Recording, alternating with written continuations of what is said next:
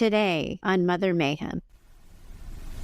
It is so hard to know what you're feeling as you're healing because you don't always know what you were feeling when you were actually in the growing up part of your life.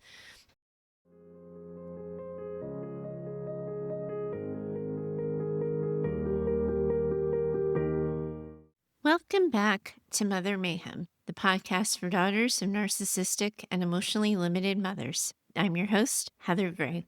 And today, daughters, I want to introduce you to Jane. Now, Jane, admittedly, I had to go back to my high school memories for this one, but I remember reading Jane Eyre.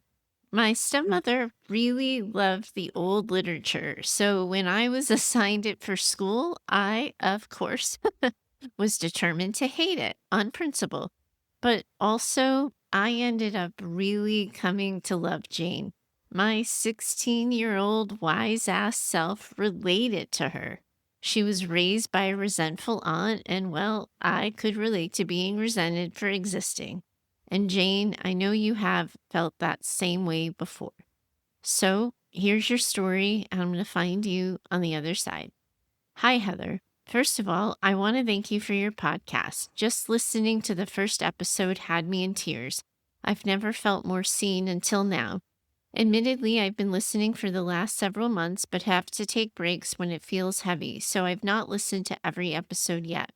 I wanted to write in to share a small part of my story and suggest a couple of topics that maybe you have already covered and I have yet to discover, or maybe you haven't. My story is a little complicated. It reminds me of one of your earlier episodes when your mother was both your savior and your tormentor. I was taken in by and eventually adopted by my grandparents, my father's parents, after experiencing years of significant abuse. As years go on, it has become apparent to me that a lot of the motivation behind this adoption was to protect my father and to ensure he still had a relationship with me, which was something I didn't want. For years, I've had a hard time describing my grandmother and my relationship with her, other than to simply say she's a bitch. My husband had frequently described her as a narcissist, but neither of us really understood what that meant. I'm 29 years old now, and I've been married for 6 years, and I have a 2-year-old daughter. When we told my grandmother I was pregnant, her words were, "Was it an accident?" As if we weren't stable and married.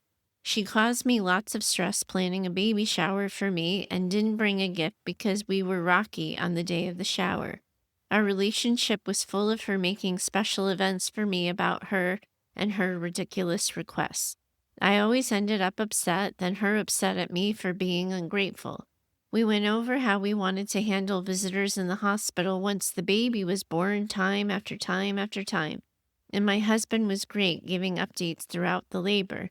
My grandparents came to the hospital during my labor anyways, to which he had told them that they'd probably have to be waiting a while. We didn't want visitors until we were settled in the postpartum room and both felt ready, whenever that might have been. My grandmother took it upon herself to go to the labor and delivery floor, find which room we were in, and come in just about 30 minutes after I gave birth and hadn't even cleaned up. And I was mortified. She wheeled our new baby girl down the postpartum room, and I felt it in my body. Something wasn't right with how I felt about her. I didn't want her there. She sent my husband a text about letting her know if we needed dinner on our first night home or anything at all, she'd be there. We did say that we'd love dinner, and I asked for more adult diapers. She said she couldn't help, as if she didn't literally just send that text that morning, and suggested my husband just go out and get the diapers and pick up some dinner or order delivery. She didn't help at all during that postpartum time, other than telling me that I looked tired and that I'll lose the baby weight fast. God, these women. Ugh. And it was a very, very lonely time for me. It dawned on me pretty quickly the way I felt about my daughter was something that she didn't understand. And it was almost like she was jealous. We actually heard from my grandparents a lot less after having had a baby. Seeing them not love my daughter the way that she deserves to be loved was a pretty easy reason for me to start low contact. We still communicated occasionally. I started a pretty successful online handmade business so I could stay at home with my daughter. My grandmother couldn't care less about this, and even after over a year of being open, she asked me if I was the one who actually made the items and still wanted to know who I worked under. To clarify, she does not have a memory issue. It's a good point there, Jane. And she's sharp as a tack. She's a full-time professor at the university here. My grandparents are rather young since my parents had me as a teen. This past Easter is when I made the decision to go no contact after holding on by a single thread. They canceled on the Easter egg hunt we had planned for months for a political reason, otherwise known as bullshit. This was overall not a huge event in the grand scheme of things, but seeing my sweet little girl crying over her grandmother not being there, I just saw my younger self there and I couldn't handle it, Heather. I just couldn't. It, of course, turned into my grandmother blowing up and putting all the blame on me, taking no accountability, showing zero empathy per usual, and I was just done. A few months later, my small business was up for a local award. I posted about it on Facebook on both my personal page and my professional page asking for votes. My grandmother started commenting that she was the one who nominated me. Of course she did, Jane. Jesus. Of course she did. Not anything kind, not saying she'd vote for me or spread the word, and trust me, she didn't. Just wanting to make sure everyone knew she was who to credit for this, as if I couldn't have accomplished this without her. I started deleting her comments because, to be honest, they were embarrassing. I ultimately think I was nominated by someone outside of her. But regardless who nominated me doesn't really matter, and it's rather embarrassing for your mom to be posting that everywhere. She would again comment on my professional page with the same thing. Then on some of my husband's family members' posts who were sharing to their friends to vote for me, for the record, something she never do, it became so embarrassing I deleted her from everything. She wasn't ever supportive or involved in my business, but now she came out of nowhere to claim my success. Months have gone by, and she's still embarrassing me. She sent a long message to my mother-in-law full of lies about me, and I'm just not sure how to navigate all of this. I wish she would just leave me alone, as I've not had contact with her since Easter, but she continues to try to infiltrate my life. She's asked multiple people for our address. We moved over the summer, and I feel like we won't ever get any peace. And, as I'm sure you're not surprised, throughout all of this, there's been no self-reflection on her end, or really any kind words at all, which has just solidified my no-contact position. I just want to be able to live my life without the anxiety that she's going to embarrass me in my professional or personal life. I want more than anything to live a quiet, calm life focused on the family I created. I know I kind of word vomited here. And I brought up a lot of topics, but I would love to hear more about mothers claiming their daughters' accomplishments and mothers continuing to overstep after a no-contact boundary's been set. Thank you for your time, and thank you for being you. Side note, I so wish I could join in on group, but I have my toddler with me all day, and besides the disruption, she's starting to catch on to quite a bit these days, so I don't feel the content's appropriate for her. I hope one day I can figure out how to make it work. I hope you can. I hope you can too. We have Thursday group. I don't know if that would help if your husband was able to distract your daughter, but Thursday group runs a little bit later, especially if you're on the East Coast. It starts at 6:30 for you guys. So if not Tuesday group, maybe you'll be able to pull off Thursday group. In any case, she ends this first letter. Thank you, thank you, thank you. Then as this tends to happen at Mayhem quite often. Then shortly after writing in, Jane followed up with another note. Heather, I apologize for my second email, but as fate would have it, I stumbled upon Claire's story in episode 107, which aligns so much with mine, even many of the things I didn't write in about. I'm so grateful for this episode that addresses so many things I wrote in about. I would still be interested in addressing the upstaging over my personal accomplishments. This is something deeply painful for me as someone who's had many failures and incredibly low self-esteem and who's put in so much effort to rebuild. I feel as if my grandmother takes it as her personal responsibility to chip away at any success of mine or to claim it as her own. I'm not sure what I'm searching for here other than validation. Maybe motivation to keep on working towards building a life I'm proud of while someone is working just as hard to undo everything I'm trying to do. Thank you, as always. Last email, I promise.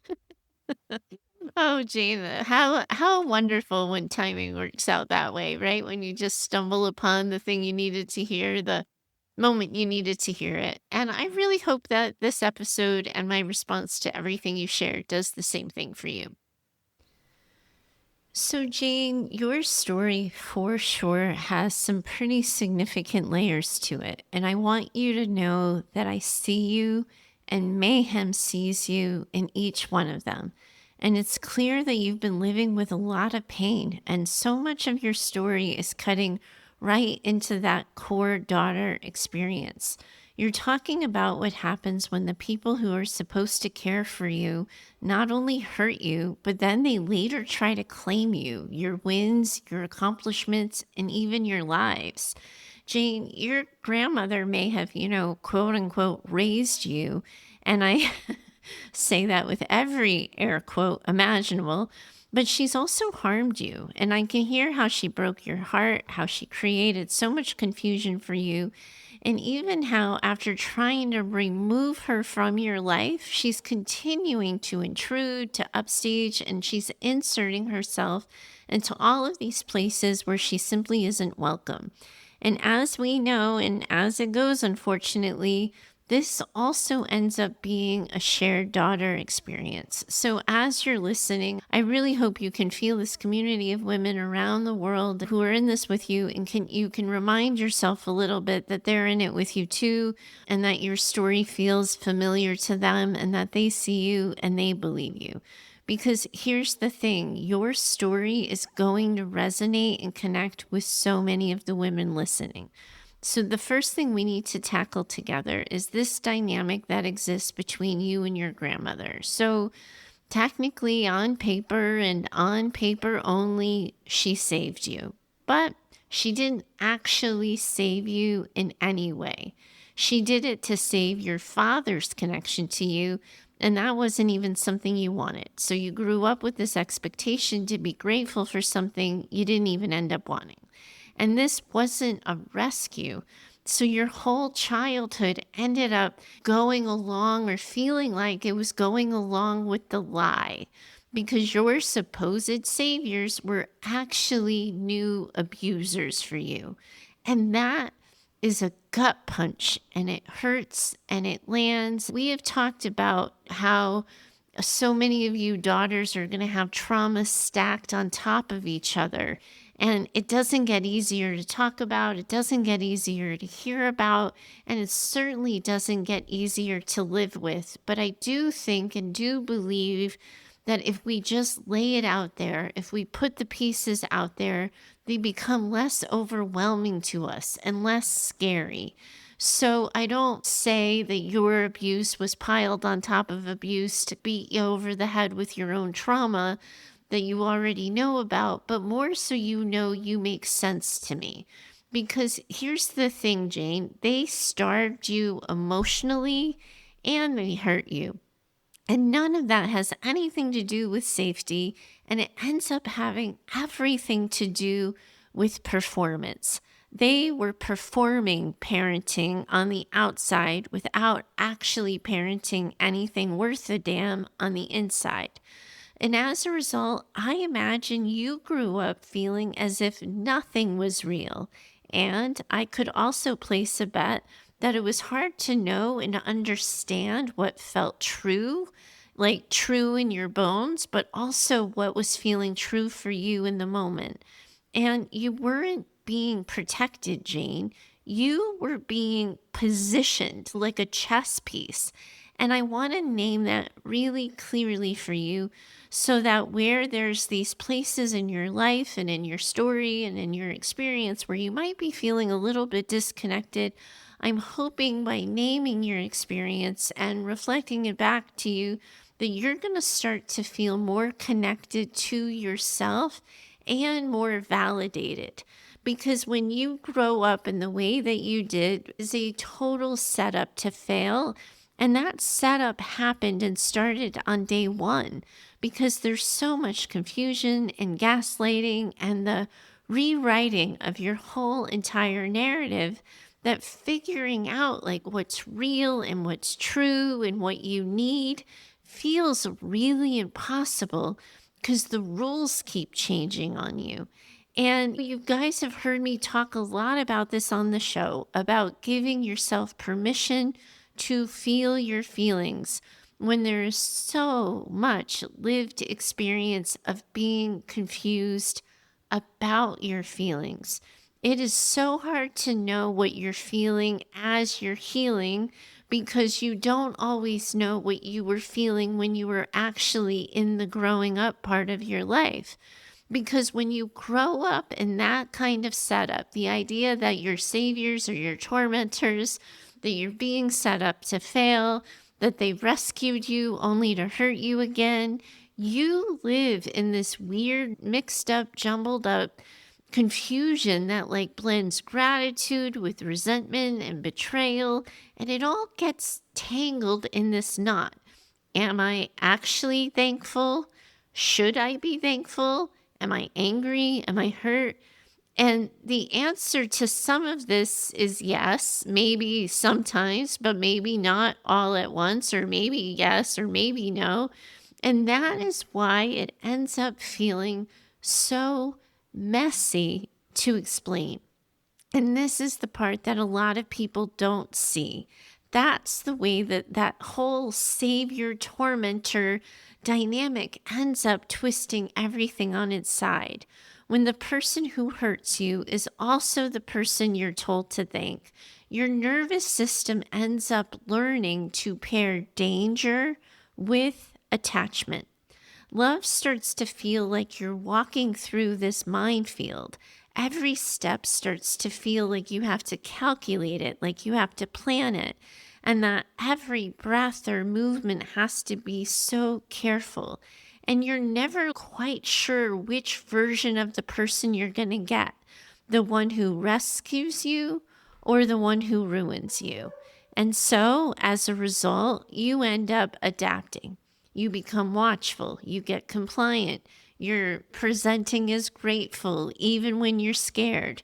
You learn that questioning the story of your rescue is betrayal. So that means you end up betraying yourself instead because you end up downplaying what happened by saying it wasn't that bad and by maybe even convincing yourself that you were lucky. That's what this kind of trauma can do for you, daughters. It ends up making you perform gratitude as a survival skill. And it's, this is so dramatic. God, sometimes I'm ridiculous, you guys. I have it in the outline, so might as well keep going with it. But I wrote down, it trains you to smile while you're bleeding. Oh my goodness, Jane, that's a little bit much. I'm sorry.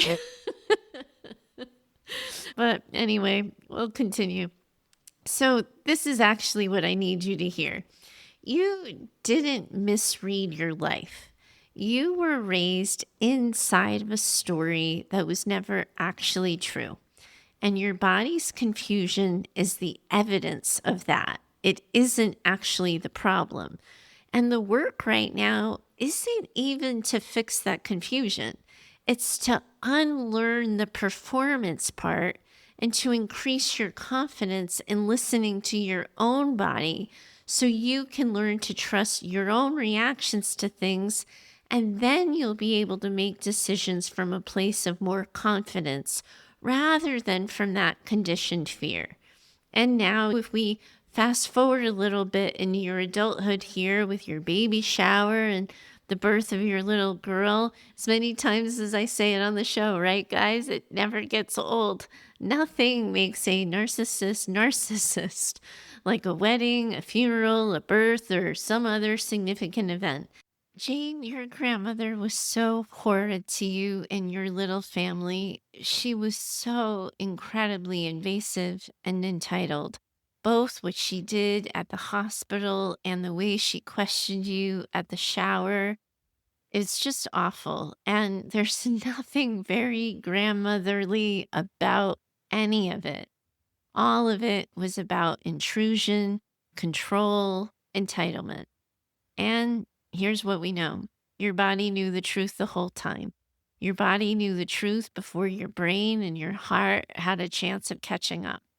And while we're here, can we just say thank goodness for that gut level alarm that told you something isn't right here? I am really so glad you believed your body on that one. And I'm really hopeful too, Jane, that by sharing your story, other daughters are going to feel as though they too have permission to listen to their own bodies and respond to that gut level reaction too. Your body, it saw it, it felt it. Your grandmother wasn't showing up for you, for your husband, or for your daughter. She was only there in both places for herself. And honestly, I kind of hate that for you because this is the thing she does, right? She takes your milestones and she makes them about her. And yes, it's hurtful. And yes, it's going to leave a mark. It ends up feeling to you and your husband like you've been robbed because she's stolen each of these experiences. And of course, it's going to be violating, right? How could it not be violating? And now that brings you and I to Easter. That moment where your daughter cries and you see that your grandmother just did the same goddamn thing she did to you all your life to your kid. She hijacked something that was meant for someone else. It was meant for that little girl, and she made it about her. I sometimes call things like this, when this happens, these mirror moments, because you see your own childhood sort of reflected back to you in the experience of your daughter, and that betrayal becomes your not this moment. Wise Mind was right with you in that moment, Jane, and totally had your back. And of course, you weren't going to be able to unsee it. And I would never want you to, because it was your truth. And owning and knowing your truth is so critical and so important to your healing. It's what's allowed you to protect your daughter from more of the grief going forward. It's given you clarity. And I know it comes with pain and hurt, because naming what your daughter didn't deserve also means you were staring down the barrel and seeing clearly what you didn't deserve either. And you've heard me say it before on the show, but there is a lot of grief that comes with these realizations. Clarity has a cost, and I wish it didn't, but it really, really does. So, yeah, Jane, of course, you were never going to be able to unsee what you saw in your daughter's face on Easter. And this wasn't ever going to be about the canceled holiday. It's about protecting your daughter from that same kind of grief going forward. And then your grandmother pulled another page from the narcissistic playbook, and then she had a complete narcissistic meltdown, complete and totally including blame shifting, denial of accountability, all of the things. Your grandmother did what she's always done. She showed you again who she was, and you believed her. You believed her. And good for you on that. And as you're learning and seeing in real time, Jane, going no contact never really ends the storm. At least it doesn't right away. It just changes it. And yes, you might still face some triangulation with your mother in law and smear campaigns or attempts to find and reach you. And all of this, you're discovering a really important truth. Boundaries don't stop people from trying. They stop people from succeeding. Yes, she's still poking, she's testing, she's playing her games. But that isn't proof that no contact isn't working. It's proof that it is. she doesn't have access anymore and she knows it. And that anxiety you're feeling, the heaviness in your chest and in your belly, is your body recognizing the real threat. When someone you have set limits with starts circling or keeps circling your boundaries, it makes a lot of sense to feel unsafe. That isn't you overreacting. That's you and your body responding. And of course, you want peace, but peace isn't going to be instant. It takes time for your body to believe what it is your mind already knows, that you actually have separated more now. You are now more separate from your grandmother, probably more than you've ever been. And we talk a lot on this show about trauma brain, and we talk about how it can distort your reality and it keeps you in that hypervigilant state even when you're actually safe. But in this case, Jane, your nervous system isn't lying to you. When your boundaries are under active threat, you need fight, flight, fawn, freeze. You need those responses online, and they are not the problem right now. They're actually your protection. And I don't want to give you false comfort here or pretend that you're completely safe because we do know she's circling, but it's going to help your body feel safer, safe enough to ground, to pause, and to be able to access wise mind even while you are staying alert. That's the delicate balance we're trying to do together right now. How do we help you stay protected while she's still circling? How do you take care of yourself and your family without living in panic? And how do you honor your vigilance without letting it run the show? Because right now, your body, Jane, is doing exactly what it was built to do. It was built to scan for danger, to look for patterns, to anticipate threat. And that isn't something not working. That isn't being dysfunctional or doing it wrong in any way. That's your nervous system trying to keep you safe. But what we want to do is help you begin teaching your body discernment, to be discerning. In this moment, we're not saying don't be afraid. We're saying be afraid when you need to be. And we're not telling you to stop scanning.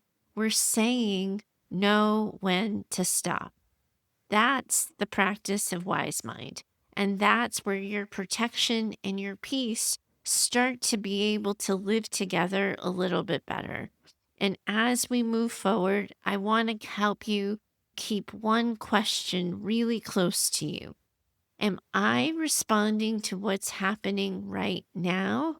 Or am I responding to what used to happen? Is the threat in front of me real? Yes. If she's still circling, if she's still pushing, you stay protected. You draw tighter boundaries. You name the reality, you lean on your support systems. But when that threat becomes shaped more by memory, because it's a place you've been, versus reality where you are now, when your body starts playing in that come hither, go away with those two sides of the fence, that's where we want to help you start practicing calming your body, breathing, grounding, and reminding yourself that this moment is different. You're not in this choice between peace or protection. You're learning step by step how do you hold and carry both. And this is what I need you to hold right now as we tackle this really absurd way she's infiltrating herself into your business. And I got to tell you, Jane, I feel you on this one. It is really vulnerable thinking that someone can just get at you through your business. But here's what I want you to know. You, my friend, are a business owner. And while your grandmother is the one who made the scene on your social media accounts, what she said, what she did, anyone could do. Anyone could just name themselves as the nominator of your award and have all this hope and expectation for some of your attention or some kind of kickback or some kind of free stuff. What your grandmother's pulling here feels different for you because it's connected to all of the shit she's thrown your way in the past. But if you and I can just separate this for a second, I think we have a different path you can take. Because, Jane, this is your business, it's your livelihood. You, my friend, are the business owner. So if this were anyone besides your grandmother saying these things and doing these things, what would you do if someone was grandstanding on your page or saying things that were being distracted or potentially making other customers and clients feel uncomfortable? I'd encourage you to get still with yourself and take a moment to think about what you might do as the boss of your business and then go and do that. And I don't say any of this to minimize in any way what it feels like in these moments because I know it feels awful and it feels like you're being invaded and stalked. But working through those feelings is important because what's also important is minimizing the noise around the decision making of your business. And of course, her presence in the middle of something important to you, in the middle of something that's trying to protect you and your family, it's going to be destabilizing. And your reactions and your feelings, totally normal. And they make a lot of sense to me. But what I think is happening for you is that her behaviors chipping away at your sense of control. It's chipping away at your self esteem and it's chipping away at your self trust in your own self. You've fought and clawed your way to every scrap of confidence and you've built something really cool, all with your own hands. And then she swoops in. And God, I'd be so angry too. And I'm angry for you, Jane. It just must feel like she's trying to steal your very self, right? When you're beginning to figure out who the heck you are, separate of your trauma and separate of your childhood. But here's something you can hold on to if you can. No one gets to steal your wins. Sure, your grandmother can try, but the evidence of your success is always going to be in your hands, not in hers. So when it comes to your business, do yourself a favor. Ask yourself, what would the boss of my business be doing right now if anyone but my grandmother were doing this? And then go and do that. And I think it might be helpful for you if we just zoom out this lens just a little bit so we can help the pieces that we have on the table just come together a little bit better. When you zoom all of this out, it connects overstepping at the hospital, stealing the spotlight at your shower, canceling Easter, triangulating between your family and your mother in law after you went no contact, claiming credit for your business wins. All of this is just her dressed up in a different costume, but she's making the same play. And this is the pattern. She can't tolerate your independence. She can't stand that you exist outside of her control. So she either inserts herself, diminishes you, or she just simply rewrites the whole story.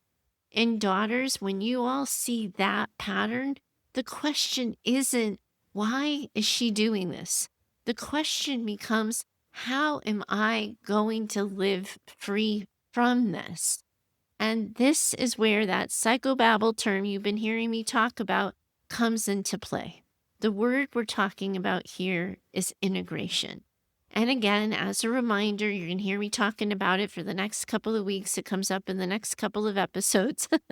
I've already outlined those, so I can tell you sneak peek. You're going to be hearing this again. When I say integration, what I'm trying to do is help you do this one thing. Bring your mind and your body back into the same conversation. Integration's about absorbing into your entire system, your mind, your body, your nervous system, what it is that wise mind already knows.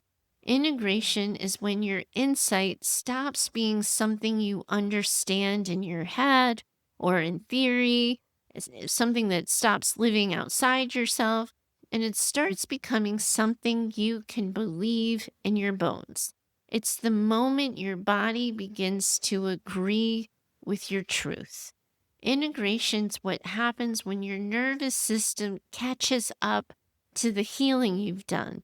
So calm stops feeling suspicious, and distance doesn't automatically end up equating to danger. And when you start trusting that your own wisdom is actually the thing that can keep you safe. And Jane, it's never going to be about forgetting what happened. I don't want any of you daughters thinking I'm ever saying forget about what happened. But what I am saying is that this is about finally living in a way that reflects what you know now instead of what you had to survive back then. Integration is something everyone in this community is going to have to work on at some point.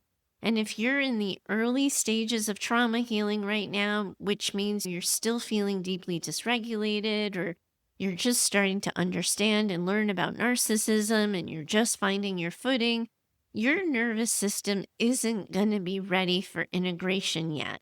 It isn't going to feel safe to integrate anything that feels so new. And so, first, we are always going to want to establish your safety. But once you do start to feel more stable and more balanced in your daily life, that's when you start entering what we've been talking about, the messy middle. That's the phase where trauma isn't running your show anymore, but it most certainly is still backstage there waiting for its cue.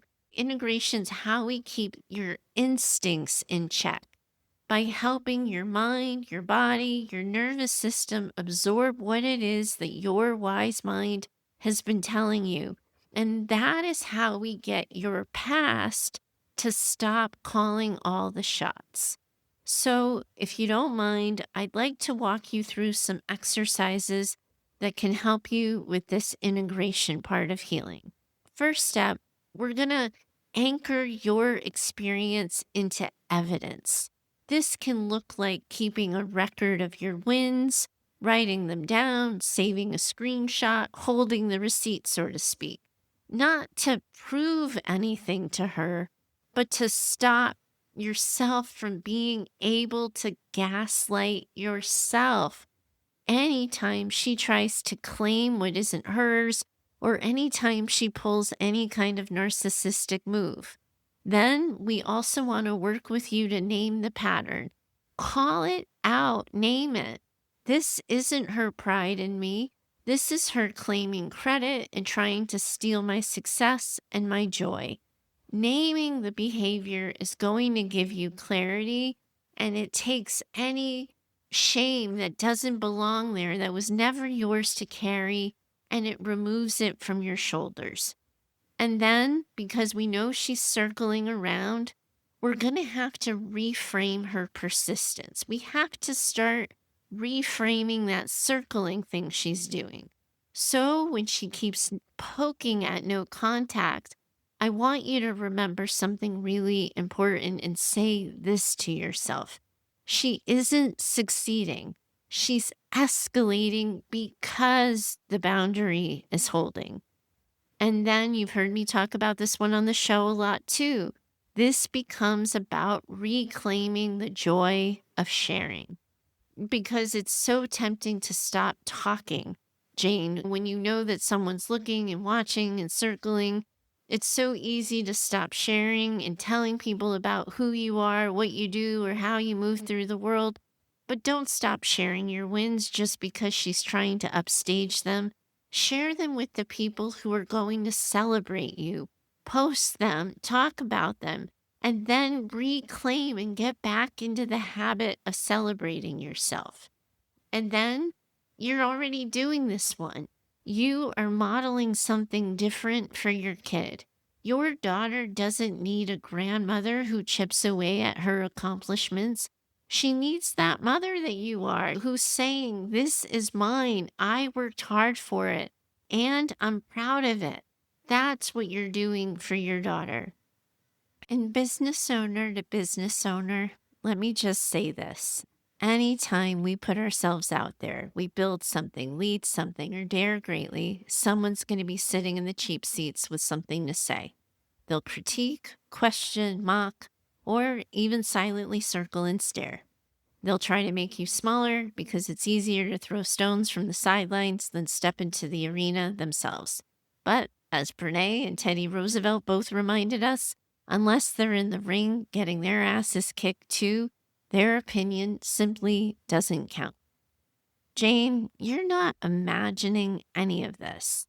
This hurts because it was meant to. Every time she tries to claim your light, she's showing you her own shadow. Every win that she tries to chip away at is proof that you're actually building something pretty real here. Your life has never been hers to narrate. It belongs to you and your daughter. She's watching you set boundaries. She's watching you protect her holidays. She's watching you take up space in your own business. She's never going to have to wonder if she can be proud of her own wins because you are showing her how to be. So keep going, sister. And never think you're doing this one alone. You, my friend, are in this community of women around the world who already see you, already believe you, and where you already belong. All of you are in this community of women from around the world who are in this together. And I, for sure, most definitely, am in it with you too. Bye for now. If you felt seen in this episode, I want you to know the work doesn't end here. What we're talking about on the podcast, relational trauma, mother wounds, identity, and healing, was never meant to be worked through alone.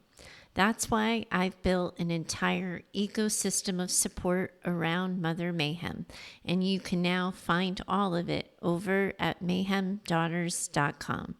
You'll learn more about our weekly support groups, which meet Tuesdays at noon and Thursdays at 3:30 Pacific Standard Time. These aren't trauma dumps. They're spaces for real connection, mutual support, and movement making. You'll also find our private online community, Mayhem Daughters, where the conversation continues between episodes. It's not social media. It's something safer, deeper, and intentionally designed to support your healing.